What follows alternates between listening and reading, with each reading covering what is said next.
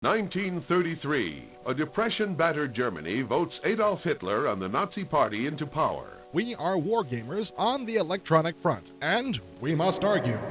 Turn-based. Real-time. Turn-based. Real-time. There's no point in arguing. The debate will go on forever. One thing's certain, though. Iron Cross might bring a few people over the fence to the real-time side because... Unlike 99% of all real-time strategy games, it doesn't stink. It is, in fact, genuinely adequate, and it's from New World. Let's take a look, shall we? Iron Cross is a real-time war game that lets you simulate a nice mix of battles from the final days of World War II.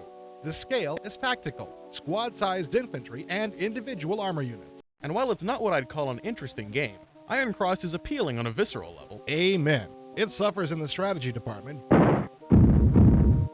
but it makes a lot of loud noises when you blow things up. The game wins good points on the intuitive scale. Everything works pretty logically, and everything that needs to be displayed is. You start out by selecting a scenario. The selection is decent, and you can create custom scenarios too. You set the sides, the map, and the time available for the fight. After that, you buy things. Infantry, tanks, whatever. It's all here. And your shopping list is based on quasi-historical limits appropriate to the battle in question. Beyond that, you've got a lot of freedom in choosing unorthodox forces, if you like. It would have been nice to have a roster of the forces used in the actual battle, in case we wanted to do a strict historical, but Iron Cross is missing more important features than that. Very true. You can't save games, for instance. I'm still puzzled by that one. You play out each scenario with a commanding officer of your own creation. Iron Cross doesn't support real campaign play, but you at least get to watch your officers increase in rank. Are all of those officers yours? I like variety. Leave me alone. Now we get to the good part. Gameplay. Well, it's good, yes, but it has a few problems. Look down on the battlefield there. Lots of infantry, so? Which ones are normal infantry and which ones are tank busters or flamethrower troops? Ah, yes, that problem. You can't tell the infantry apart. We should also point out that the gameplay is slow in spots. There are some scenarios where it can take 10 minutes or so to get to the fight. Too true. They should have started the attackers a little bit closer to the fight. And we've already mentioned that the game has no save feature. Which is scary. What the heck were they thinking? Yeah, I know. But as I said, even though we've already mentioned it, it bears repeating.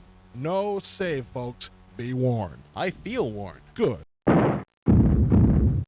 The coolest thing about Iron Cross is that it feels like a war movie, and that comes from the excellent sound effects. Yeah, the music is a little cheerful for my taste, but compared to Operation Europe... See our swell review, also in this episode. And...